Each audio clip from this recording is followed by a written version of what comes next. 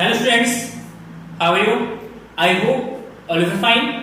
Student, today we are going to discuss a revision video of Kirchhoff's law. Kirchhoff's law को revise करते हैं short में and जो important points हैं उन पॉइंट्स को हम यहाँ पे डिस्क्राइब करेंगे। तो Kirchhoff's law की इंपॉर्टेंस क्या है सबसे पहले वो डिस्कस करते हैं। तो Kirchhoff's law की इंपॉर्टेंस ये है कि अगर हमारे पास कोई कॉम्प्लिकेटेड सर्किट है, if we have a complex circuit, then उस कॉम्प्लेक्स सर्किट के किसी कंपोनेंट के अक्रॉस पोटेंशियल निकालना है या करंट निकालना है, तो उसके लिए हम ओम्स लॉ का यूज नहीं कर सकते, ठीक है ना, क्योंकि कॉम्प्लेक्स सर्किट में या कॉम्प्लेक्स आपके पास कोई भी बहुत ही बढ़िया एंड कॉम्प्लेक्स सर्किट दे रखा है, उस सर्किट के अंदर कभी भी हम ओम्स लॉ को यूज नहीं कर सकते, क्योंकि ओम्स लॉ हमेशा एक सिंपल सर्किट में भी एप्लीकेबल्स होते हैं। तो उस सर्किट में किसी कंपोनेंट के क्रॉस पोटेंशियल निकालने के लिए या करंट निकालने के लिए हम यूज करते हैं किरचॉफ्स लॉ। ठीक है, तो किरचॉफ्स लॉ बहुत ही इंपॉर्टेंट है एंड समझते हैं। देखिए किरचॉफ्स ने जो है कॉम्प्लेक्स सर्किट से रिगार्डिंग टू लॉज दिए थे उन्होंने। फर्स्ट लॉ उन्होंने दिया था करंट से रिलेटेड एंड सेकंड लॉज दिए थे उन्होंने वोल्टेज से रिलेटेड। चलो, first law is known as current law and second law is known as voltage law. या हम फर्स्ट लॉ को जंक्शंस लॉ भी बोलते हैं क्योंकि वो जंक्शंस में एप्लीकेबल होते हैं, एंड सेकंड लॉ जो एप्लीकेबल होता है वो आपका लूप में एप्लीकेबल होता है। Loop means it is a close circuit. Basically क्या है, क्लोज्ड सर्किट को ही हम क्या कह रहे हैं, लूप कह रहे हैं। ठीक है, तो loop law, current law. So now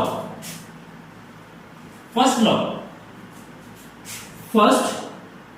law the Kirchhoff first law that is current law, इसको हम केसीएल भी बोलते हैं, किरचॉफ्स करंट लॉ, शॉर्ट में बोलते हैं केसीएल, किरचॉफ्स करंट लॉ। देखिए किरचॉफ्स करंट लॉ बेसिकली एक जंक्शन पे एप्लीकेबल होता है। जंक्शन में जहां पे more than two currents meet करते हैं, just like this.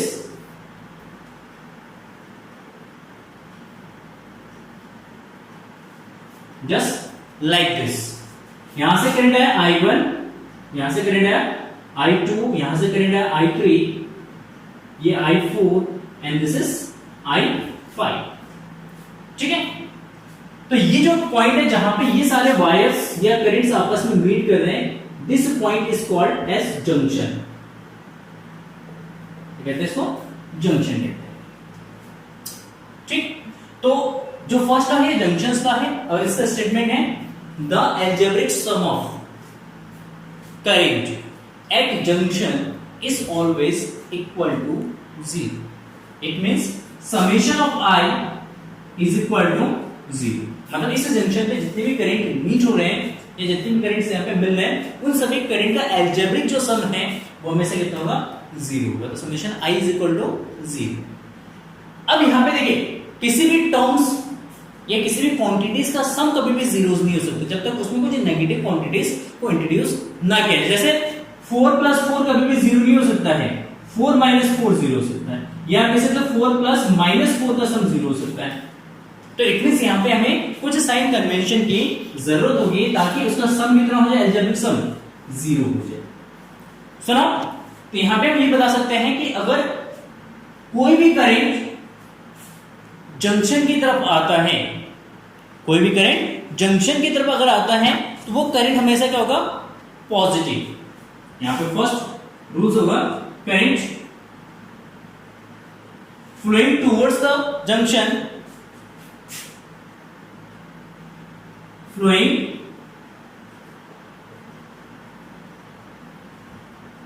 Towards the junction is taken as positive, and second current flowing away from the junction, away from the junction is taken as negative। ये sign convention है कि अगर current junction की तरफ आता है तो उसको पॉजिटिव लेंगे, अगर करंट जंक्शन से जा रहा है निकल के तो इट मींस वो नेगेटिव होगा। So now here we can write here that I1 plus I2 plus I3, I1 plus I2 and I3 are flowing towards the junction, and I4 and I5 are flowing away from the junction, that it is taken as negative, तो I4 minus का I5 is equal to 0, यहाँ से लिखते हैं I1 plus I2 plus I3 is equal to I4 plus I5. It means this is incoming current,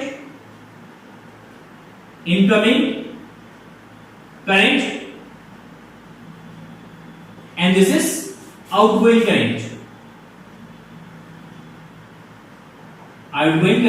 from the junction.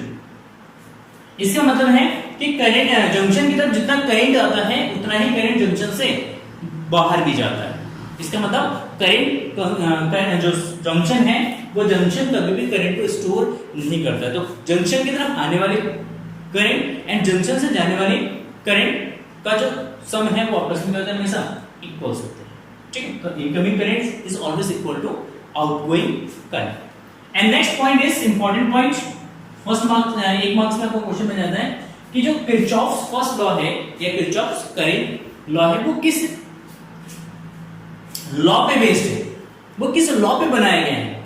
तो Kirchhoff's first law is based on conservation of electric charge. It is based on conservation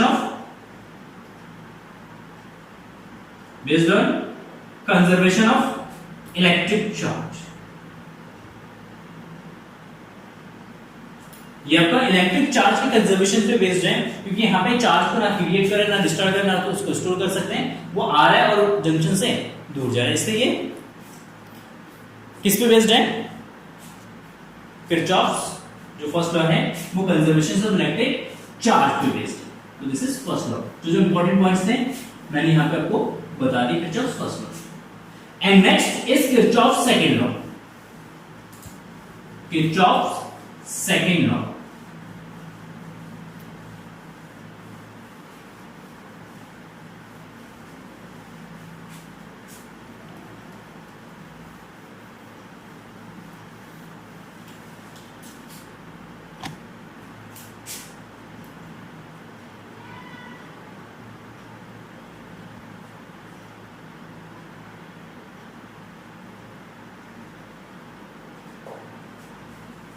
Kirchhoff's second law.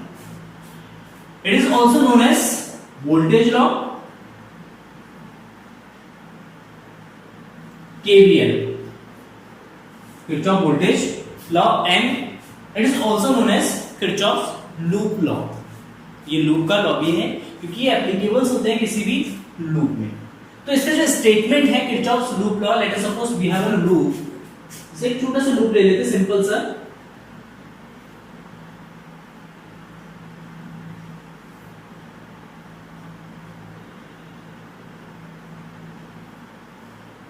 This is a loop, simple loop ले लेते हैं. This is R1, R2, R3 and this is R4. R3 and R4. ठीक है, ये एक simple सा और एक सर्किट और जोड़ देते हैं. इसमें एक रेजिस्टेंस यहाँ पे एक और जोड़ देते हैं.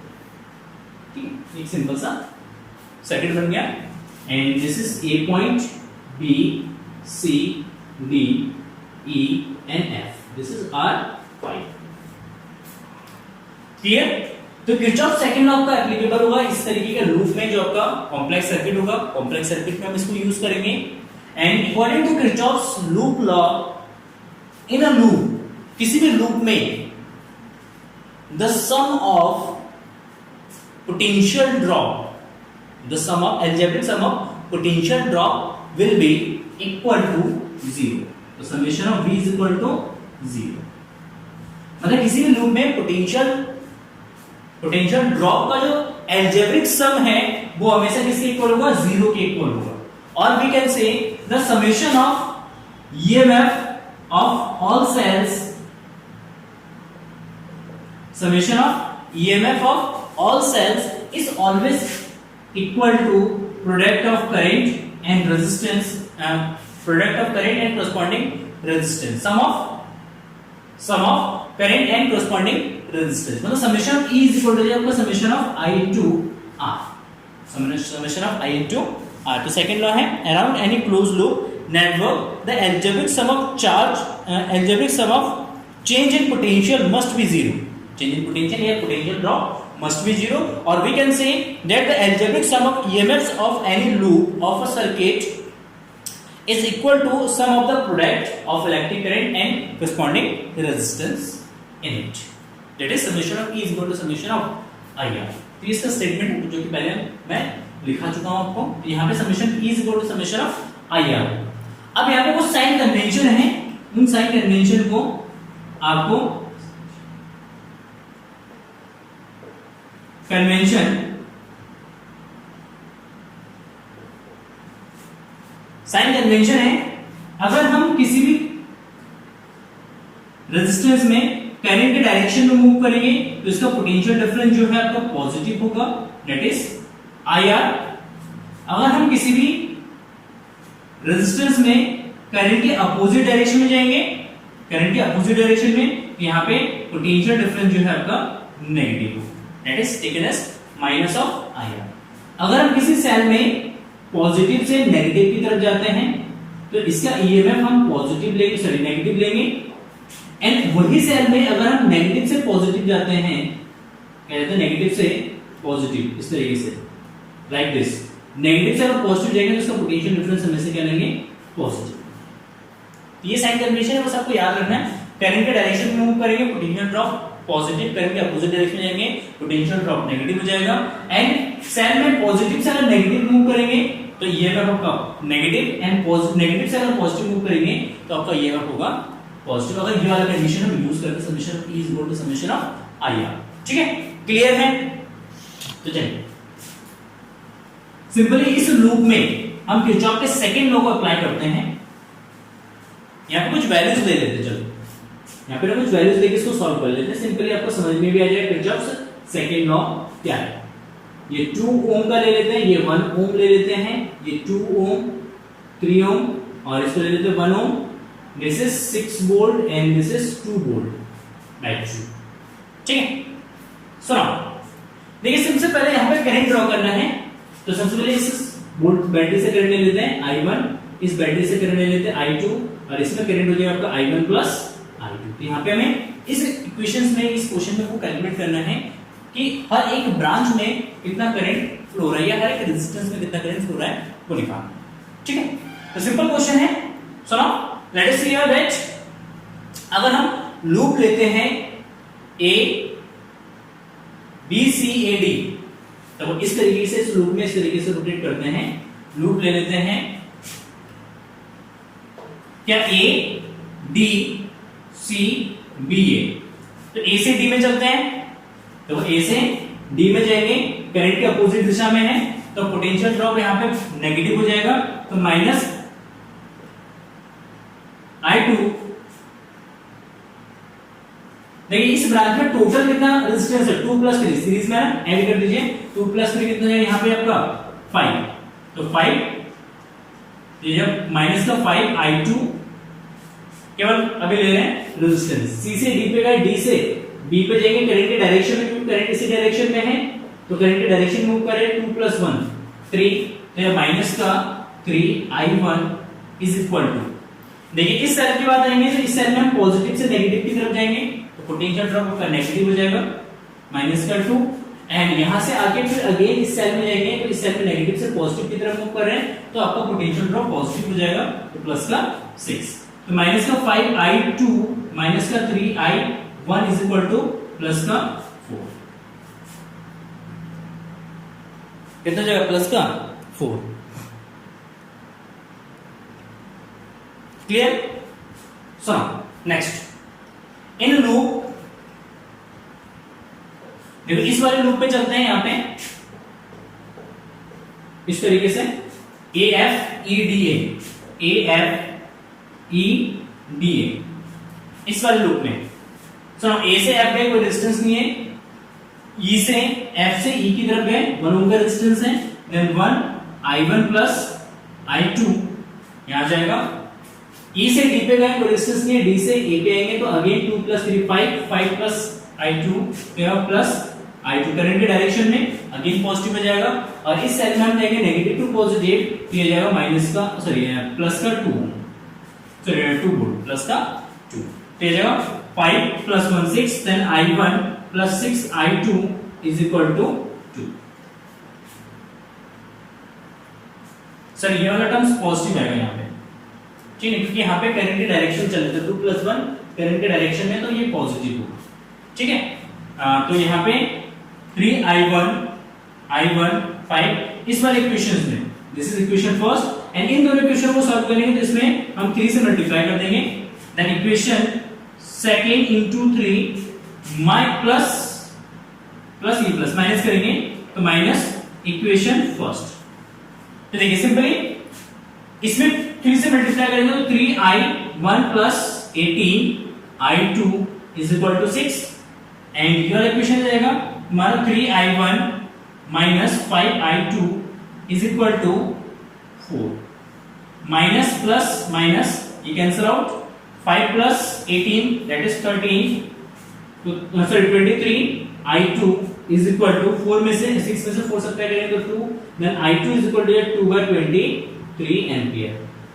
ये i2 का वैल्यू हो जाएगा, i2 का वैल्यू भाई किसी भी इक्वेशन में रख देंगे, इसमें रख दीजिए, इसमें रख दीजिए, इसमें रख दीजिए इक्वेशन सेकंड में, from equation second, and we get i1 is equal to what, i1 is equal to 6।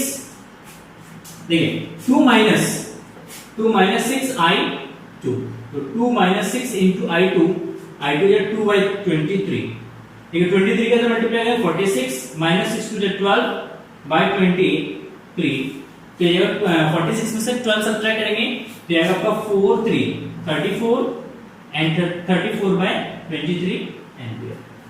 ये आपका इस तरीके से हम क्या कर सकते हैं, किरचॉफ्स के सेकंड लॉ का यूज करके किसी भी नेटवर्क को इजीली सॉल्व कर सकते हैं।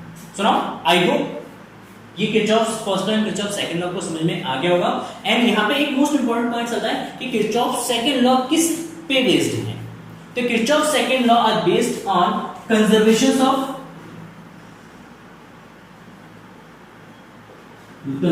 Of energy.